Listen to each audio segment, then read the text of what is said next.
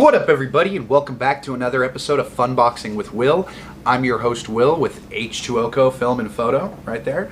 And today we're going to be doing a review on a product that I am super excited to get out to you guys. Also, I've been super excited over the last 2 weeks to be able to interact with this product and use it. It's a great product so far, from what I can tell. And the review we're going to be doing today is going to be on the DJI Mavic Mini 249 gram drone. This thing is amazing, so let's get into that review.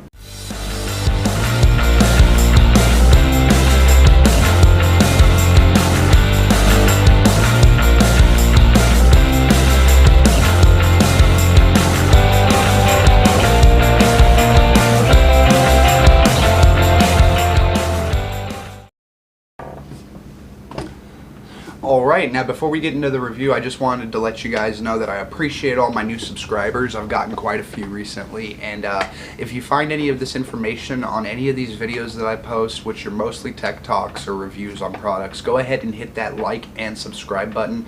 Hit the notification bell for future videos that I'm going to be putting out, and come along on this journey with me as we find out whether these products are worth your hard-earned money or not. So, after that being said, we're going to get into this product review today. The DJI Mavic Mini. Now, this drone is amazing. I want to say I'm a fanboy of DJI, but I'm not. I've never owned a DJI product before. Even my gimbals that I own are Zhiyun, so I've never owned anything from DJI before. And for my first product purchase, this is it's exceeded all of my expectations and more, although that is coming from somebody who's only ever flown one of those. Like, I think the most expensive drone I owned prior to the Mavic Mini here was the Sky Ripper from Walmart, and it was a sharper image drone. So needless to say, the technology and the price point that I purchased this drone for and that it has in it are way higher above any of those other drones that I've ever flown. But some of the features this thing has straight out the gate, it comes in a nice box. It comes with this box here. It's I picked mine up at Best Buy. I paid $500 for mine. It was $399 base for just the Mavic Mini, the remote controller, and it comes with one battery. But if you pay the $599, you get this right here, which is a good deal, I think. It comes with propeller guards, which I've never used personally, but it comes with the propeller guards, 2 extra batteries, the remote control, a battery charger, which I'm going to get into. That's amazing. The battery bank and charger, it's just on its own as a great purchase. And then it also comes with this really nice hard shell carry case right here. So you get the hard shell carry case. The drone itself is foldable, so it tears down into a very small package, actually so small of a package even that I believe it's smaller than my cell phone, and I'm going to show you that right now, you guys. So check this out. This drone is, when it's put down into its folded up state here for transport, it is, and this blew my mind. This is my cell phone here. It's the Galaxy S10 5G, and this is the drone. The phone is actually taller and wider than the drone itself. So the portability of this thing it's immaculate. It's amazing. I love it. Now, the other features that it has that I'd never seen in a drone before, being a new drone operator, it has return to home, which is very precise, just based off of the GPS chip that's in this drone. I've heard that there's something called OcuSync that a lot of the DJI drones use. However, this does not use OcuSync. It uses GPS and a 2.45 gigahertz Wi-Fi transmission. So that is really amazing that it can do that with just a Wi-Fi transmission and a GPS chip. When I tested the return to home on this, it came within, they say, 3 feet of where the place is, the starting point, your home location is where it will land. But in my experience, it's been within 1.5 feet. Like, once it even landed directly on the launch mat that I have for it, and that's the launch mat that I have is very small. It's probably, you know, 3 feet by a foot tall, and I made it myself, and the circular spot for it to actually land on is even smaller than that, and it landed perfectly. So it's just insane to me how close to home it actually does return. Now, there is a feature in the app called Return to Home Altitude, and unfortunately, being the Mini, it is smaller. They couldn't fit all of the sensors in it. So instead of having obstacle avoidance sensors all over this thing, it only has the 2 camera sensors on the bottom for altitude adjustment. So if you put your hand under it, or if it senses an object underneath it, it will lift itself up a foot or 2 to get away from that object so it won't hit it. But as far as obstacle avoidance goes, that is lacking in this drone, unfortunately. I can't complain too much though for only paying $500 for it. It still, I believe, is a really good thing. And if you're smart, you just set your altitude higher than the largest object. Whenever I go out on a flight, I will find the largest object or obstacle in my area. I will take the drone up to it, next to it, and pretty much measure the height. And once I figure out the height, then that's what I set my return home altitude above, so that when it does return home, if there's ever a signal loss or any kind of connectivity errors, that it'll lift itself up over that obstacle so it will not run into obstacles on the way home. Other DJI drones, from what I hear, they just have the obstacle avoidance, so the altitude doesn't really matter as much on the return to home, because it will actually go around objects and change its course to get back to the home location. Now, if you're not familiar with drone laws, the 249 grams this thing weighs is very important. And the reason it's important is because you don't have to register this drone. Unlike almost every other DJI Mavic drone and other drones out there, other brand name drones, you have to register them with the FAA if they're over for 249 grams. Well, this one falls, even with the battery in it, just under that weight limit. Now, at times it does kind of make the toy with it makes it toyish. Without having the battery in it, it is very lightweight, very fragile feeling. The battery added to it does give it some extra heft to it, you know, and give it some more weight, although it still kind of feels kind of fragile, I'm not gonna lie. I've seen some crashes online with it though, and it's of mixed reviews. Some people have had this thing crash into things, and they've said because it's so light, it's amazingly durable. But then other people have said because it's so light, it falls apart like that if it hits anything. So they do have something called Rush. It's a DJI Rush package. I paid $40 for after I purchased the drone, and it is for accidental damage. If you break it or crash your drone, they'll replace 2 a year for you for the first year. Luckily, out of 89 flights that I've taken with this so far, I have not crashed it, so keep my fingers crossed. Some of the other amazing features is the 3-axis gimbal this thing has is phenomenal. It keeps such steady footage, and because of the GPS location, it can stay in the same spot without veering off left, right, up, down, forward. It doesn't really move that much when it's in hover mode. So even moving this 3-axis gimbal, I'm pretty sure it's the same one they put on the Osmo, the DJI Osmo Pocket Cam. It's amazing. You can get such smooth footage. There are 3 modes to this drone. The first one is called P, position mode, and that essentially is medium range speed. The max speed on this thing is 29 miles an hour, 29.8, so rounded up to 30 miles an hour. And in position mode, you're going to hit about 15 miles an hour with it wherever you go. It's what it's for. It's named after what it's for. It's position mode. It's to get your drone into the position you need it to be in relatively quickly to get those shots that you want for your movie or your YouTube video or your vacation footage, you know. And then you can switch it down a step to Cine Smooth mode, which is everything decreased again. So instead of 15, you're only going to get about a 7 mile an hour speed with this, and it allows you to get very smooth, very stable cinematic footage. On the other scale, end of that scale, if you kick it up to sports mode, it maxes everything out. You're now going to be running at 29 miles an hour. The footage isn't going to be as smooth, but it's still crystal clear, coming in at a 2.7K. Unfortunately, no 4K camera on this, even though it uses the same 1 2/3 sensor that the DJI Air and the new Air 2 use, which do both also shoot in 4K.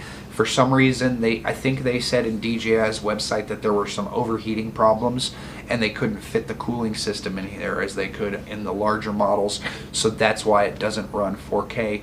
Personally, I think it's probably because they wanted to save something for the more expensive models and give you a reason to go out and buy the more expensive models. But for me, 2.7K is more than enough.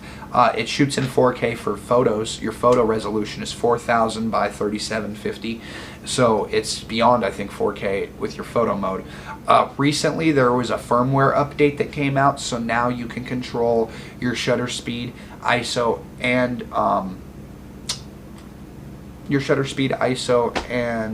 aperture all in video mode and in photo mode, whereas when I first purchased the drone it was only available in photo mode.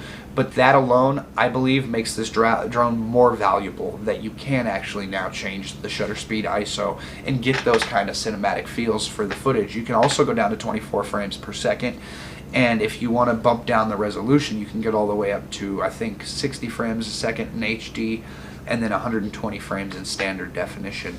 Unfortunately, with this model, there is no internal storage. You will have to buy an SD card, which I did. I picked up a 64 gig, and I very rarely run out of space. It's good size for what I do with the drone.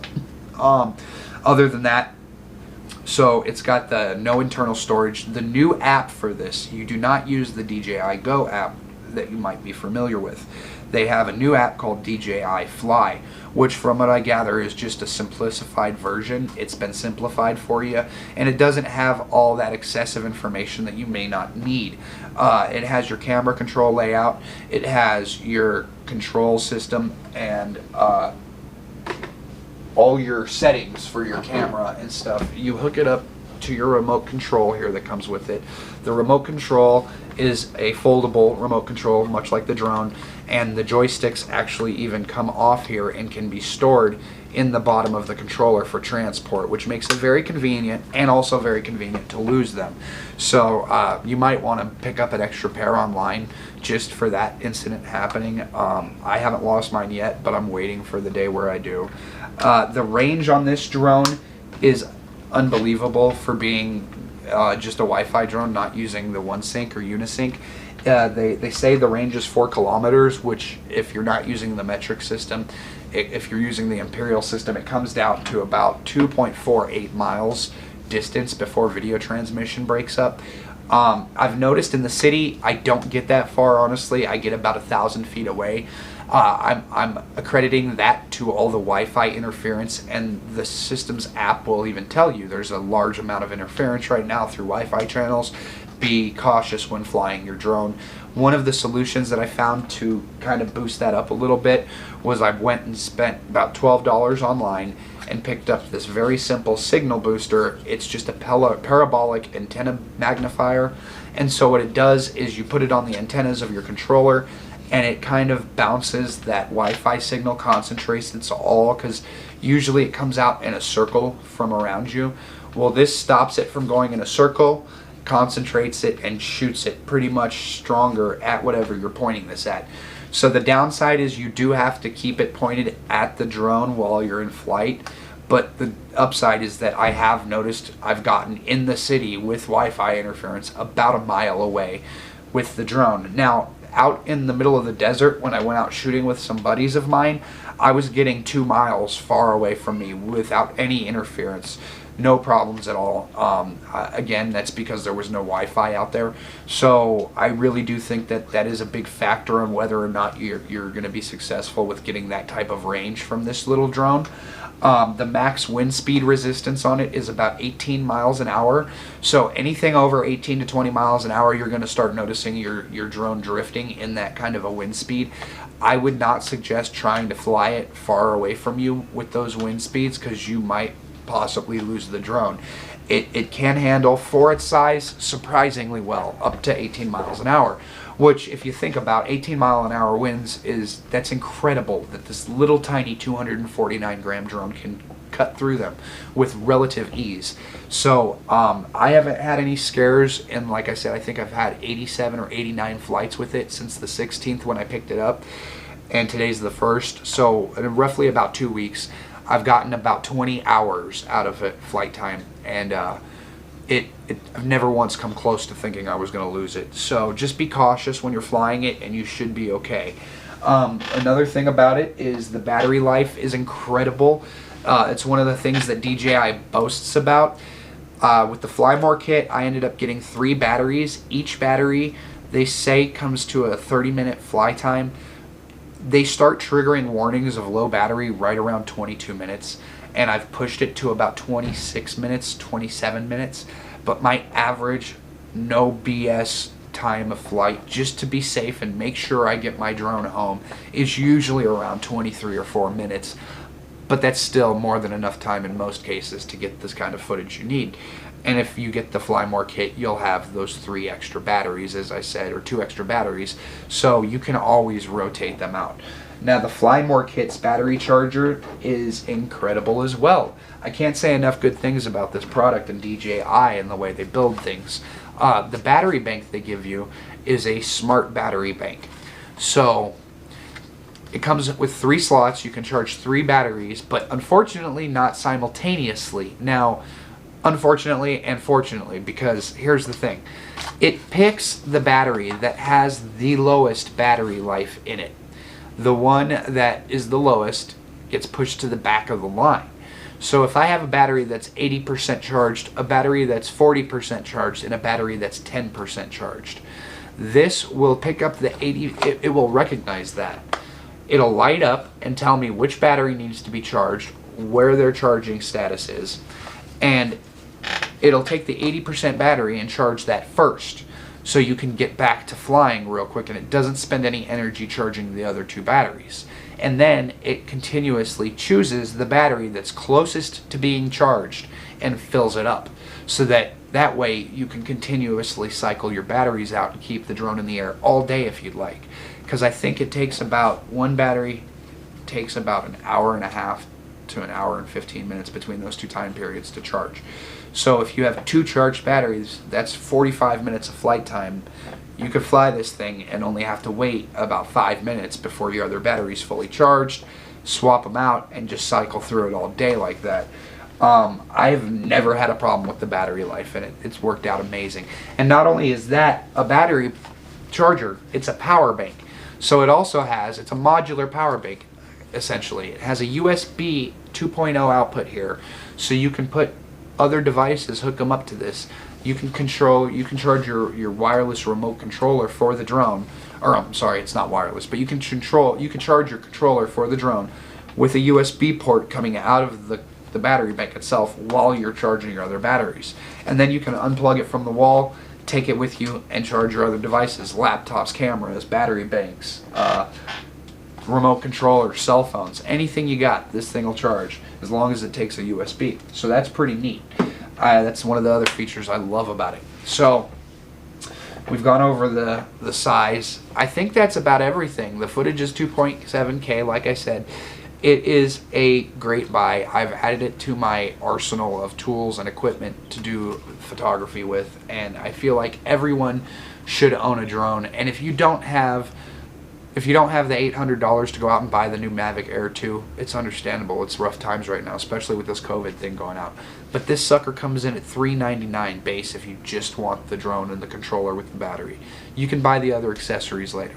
$399 to add production value to your job or whatever type of photography you do, whether it's real estate, landscape. This thing is amazing for those things.